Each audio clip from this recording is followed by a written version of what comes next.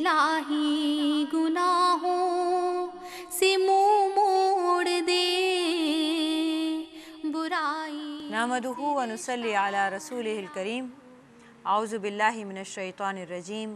بسم اللہ الرحمن الرحیم.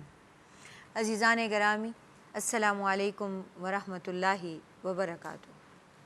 ہمارا آج کا ٹاپک ہے غصہ، بغض، کینہ. سب سے بڑی بات تو غصہ ہی ہے، اور اس کے بعد کینہ اور بغض پر بھی ہم تھوڑی سی بات کریں گے. غیظ و غضب کی بے اعتدالی بھی بہت بڑی برائی ہے، اور بہت سارے ظالمانہ اور بے دردانہ اعمال اسی غصے کے ہاتھوں ہو جاتے ہیں. انسان سے صرف غصہ اور غضب میں ایسے ایسے اعمال سرزد ہو جاتے ہیں، اور چند لمحوں کی بات ہوتی ہے. اس کے بعد جب اسے ہوش آتا ہے تو وہ خود حیران ہو جاتا ہے کہ یہ کیسے ہو گیا، کیوں کر ہو گیا. اور غصہ خالصتاً شیطانی عمل ہے. شیطان اس کو بھڑکاتا رہتا ہے. غصہ کسی بات پر آ جانا بہت نیچرل ہے. یہ انسان کی فطرت میں ہے کہ جب اسے کوئی چیز پسند نہیں آتی، اس کی مرضی اور مزاج کے خلاف کچھ ہوتا ہے تو اسے برا لگتا ہے، اور یہی برا لگنا غصہ ہے. اب اس غصے کو قابو پا لینا، اس برائی کو ختم کر دینا، اپنے مزاج کو معمول کے مطابق ڈھال لینا ایک اچھی عادت ہے. اب شیطان کے بہکاوے میں آ کر اس کو ہوا دینا، اب شیطان اس کو ہوا دیتا جائے گا، بھڑکاتا جائے گا، اور یہ غصہ بڑھتا جائے گا، اور یہ کہیں جا کر اینڈ نہیں ہوگا.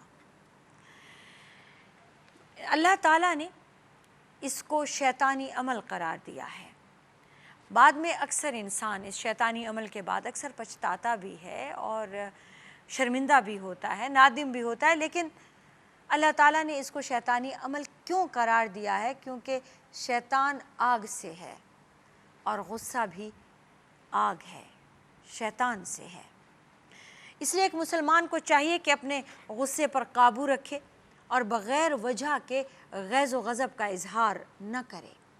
اللہ تعالیٰ نے اچھے مسلمانوں کی تعریف فرمائی ہے، وَالْقَاظِمِينَ الْغَيْظَ وَالْعَافِينَ عَنِ النَّاسِ وَاللَّهُ يُحِبُّ الْمُحْسِنِينَ. سورہ آل عمران کی یہ آیت ہے. وَالْقَاظِمِينَ الْغَيْظَ، غصے کو پی جانے والے، وَالْعَافِينَ عَنِ النَّاسِ، انسانوں کو معاف کر دینے والے، وَاللَّهُ يُحِبُّ الْمُحْسِنِينَ، اور اللہ تعالیٰ کو تو ایسے احسان کرنے والے نیک لوگ بہت پیارے لگتے ہیں. عزیزان گرامی، یہ حضرت عمر کا واقعہ ہے. ان کا ایک باغ تھا، وہاں وہ تشریف لے گئے تو ان کی لونڈی سے انہوں نے کچھ پینے کے لیے مانگا. غالباً گرم دودھ تھا. وہ لائیں اور انہوں نے ان کے اوپر الٹ دیا، گر گیا. اب یہ جل گئے اور بہت غصے میں آئے کہ کیا یہ دیکھ کر نہیں دے سکتی تھی، اور سوچا کہ اسے تمانچہ رسید کریں. تو لونڈی بولی وَالْقَاظِمِينَ الْغَيْظَ. کھڑے ہوئے تھے، غصے میں بیٹھ گئے، غصہ پی گئے، کنٹرول کر لیا. وَالْعَافِينَ عَنِ النَّاسِ، دوسرا لفظ بولی. تو حضرت عمر کہنے لگے جاؤ، میں نے تمہیں معاف کیا. اور اسی آیت کو پھر انہوں نے مکمل کر دیا یہ کہہ کہ واللہ یحب المحسنین، اللہ تعالیٰ احسان کرنے والوں کو، نیک لوگوں کو پسند کرتا ہے. تو حضرت عمر نے انہیں آزاد کر دیا کہ جائیے، آپ نے مجھے احسان کرنے والے، اللہ تعالیٰ کی محبت بتائی، احسان کرنے والا سمجھا تو میں احسان کرتا ہوں، آپ جائیے. انسان اگر سکون کی حالت میں ہو، یعنی نارمل ہو، تو کوئی بھی اس سے معافی مانگ رہا ہو یا کوئی بات چیت میں بات بری لگ جائے تو وہ معاف کر دینا آسان ہوتا ہے. لیکن انسان جب غصے کی حالت میں ہو، جب اس کی کیفیت غصے والی ہو، وہ آگ بگولا ہو رہا ہو، تو اس وقت معاف کرنا آسان نہیں ہوتا.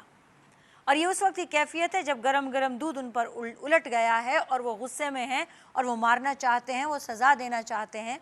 اس وقت وہ لونڈی انہیں یہ آیت سناتی ہے تو وہ غصے کو پی جاتے ہیں، اس کو معاف کر دیتے ہیں، اپنے جلنے کی جلن کو، اپنی تکلیف کو بھول جاتے ہیں یا بھولنے کو تیار ہو جاتے ہیں، اور پھر اس کو آزاد بھی کر دیتے ہیں. اللہ تعالیٰ ہم سے ایسا چاہتے ہیں. لیکن ایک مسلمان کی یہ خصوصیت حضرت عمر ہی کے تک محدود نہیں بلکہ ہر مسلمان میں اللہ تعالیٰ یہ پیدا فرما دیں اور ہمیں یہ کوشش کر کے پیدا کرنی چاہیے۔ پہلوان وہ نہیں ہے جو کشتی میں پچھاڑ دے۔ آپ صلی اللہ علیہ وآلہ وسلم نے فرمایا بہادر اور پہلوان تو وہ ہے جب اسے غصہ آ جائے تو وہ اپنے آپ کو قابو میں کر لے، اپنے غصے کو کنٹرول کر لے، اپنے نفس کو قابو میں رکھے اور کوئی شیطانی عمل اس سے سرزد نہ ہو، غصے کا اظہار نہ ہو۔ حضرت ابو ہریرہ، حضرت ابن عمر، حضرت جاریہ، حضرت ابو درداء وغیرہ کئی اصحاب نے یہ حدیث انہی الفاظ میں روایت کی ہے کہ ایک مرتبہ ایک صحابی آپ صلی اللہ علیہ وآلہ وسلم کے پاس آئے اور عرض کی کہ یا رسول اللہ مجھے کوئی نصیحت فرمائیے۔ آپ نے اسے فرمایا کہ غصہ مت کیا کرو۔ ان صحابی کو یہ بات غالباً معمولی لگی کہ بس اتنا سی کہہ دیا کہ غصہ مت کیا کرو۔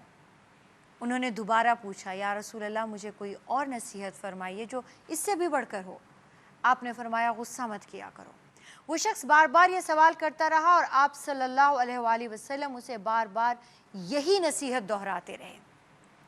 مسند احمد میں آتا ہے کہ پھر انہی صحابی نے خود روایت کیا ہے کہ میں نے بیٹھ کر بعد میں غور کیا، میں نے دل میں غور کیا تو معلوم ہوا کہ غصہ حقیقت میں تمام برائیوں کی جڑ ہے۔ مشہور صحابی ابو سعید خدری کہتے ہیں کہ ایک مرتبہ آپ صلی اللہ علیہ وآلہ وسلم عصر کی نماز کے بعد کھڑے ہو گئے اور صحابہ کو نصیحتیں کرنا شروع کر دیں، اور ان میں سے چند ایک نصیحتیں یہ تھیں: اے آدم کے بیٹے، میری بات غور سے سنو۔ بنی آدم کئی طبقوں میں پیدا کیے گئے ہیں، ان میں سے کوئی ایسا ہے جس کو غصہ دیر میں آتا ہے اور جلدی ختم ہو جاتا ہے، دوسرا طبقہ ایسا ہے جسے غصہ جلدی آتا ہے اور ختم بھی جلدی ہو جاتا ہے، اور تیسرا طبقہ ایسا ہے جسے غصہ جلدی آتا ہے لیکن ختم دیر میں ہوتا ہے۔ ان سب میں سے اچھا انسان وہ ہے جسے غصہ دیر سے آئے اور دور جلدی ہو جائے، اور ان سب میں سے برا انسان وہ ہے جسے جلدی غصہ آئے اور بہت دیر سے غصہ جائے۔ ہاں، غصہ بنی آدم کے دل کی چنگاری ہے۔ دیکھتے نہیں کہ جب انسان کو غصہ آتا ہے تو اس کی آنکھیں لال ہو جاتی ہیں اور اس کی رگیں پھول جایا کرتی ہیں۔ آپ صلی اللہ علیہ وآلہ وسلم نے فرمایا غصہ شیطان سے ہے اور شیطان آگ سے ہے۔ آگ کو پانی سے ٹھنڈا کیا جاتا ہے، جس کو غصہ آئے اسے چاہیے کہ وضو کر لے۔ ایک اور جگہ آپ صلی اللہ علیہ وآلہ وسلم نے فرمایا جس انسان کو غصہ آئے اسے چاہیے کہ اگر وہ کھڑا ہے تو بیٹھ جائے، اگر بیٹھا ہے تو لیٹ جائے، اگر اس سے بھی کم نہ ہو تو پھر لیٹ جائے، یعنی بیٹھنے سے کم نہ ہو تو لیٹ جائے۔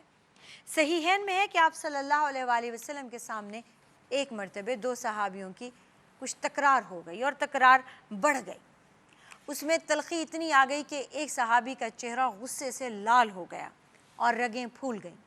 آپ صلی اللہ علیہ وآلہ وسلم نے فرمایا مجھے ایک ایسا کلمہ معلوم ہے کہ اگر تم اس کو کہہ دو تو تمہارا غصہ جاتا رہے، اور وہ کلمہ ہے اعوذ باللہ من الشیطان الرجیم۔ یعنی غصے کی حالت میں، انتہائی غصے میں، جب آپ صلی اللہ علیہ وآلہ وسلم نے اس صحابی کو دیکھا تو ان کا چہرہ سرخ ہو چکا تھا اور غصے کی وجہ سے رگیں پھول گئی تھیں، تو آپ نے انہیں یہ پڑھنے کا حکم دیا اور فرمایا کہ اگر یہ شخص اب یہ پڑھ لے گا تو اس کا غصہ فوراً ختم ہو جائے گا۔ اس حدیث کی تائید قرآن مجید کی اس آیت سے بھی ملتی ہے: خذ العفو وأمر بالعرف وأعرض عن الجاہلین وإما ينزغنك من الشیطان نزغ فاستعذ باللہ انہ سمیع علیم۔ سورہ اعراف کی آیت ہے۔ معاف کرنے کی عادت ڈالیے، نیکی کا حکم دیجیے اور جاہلوں سے درگزر کیا کیجیے، اور اگر شیطان آپ کو بھڑکانے لگے تو اللہ کی پناہ شیطان کے ابھارنے سے مانگیے، بے شک وہ سننے والا اور جاننے والا ہے۔ عزیزان گرامی، ہمارے ساتھ رہیے گا، تھوڑے سے وقفے کے بعد ملتے ہیں۔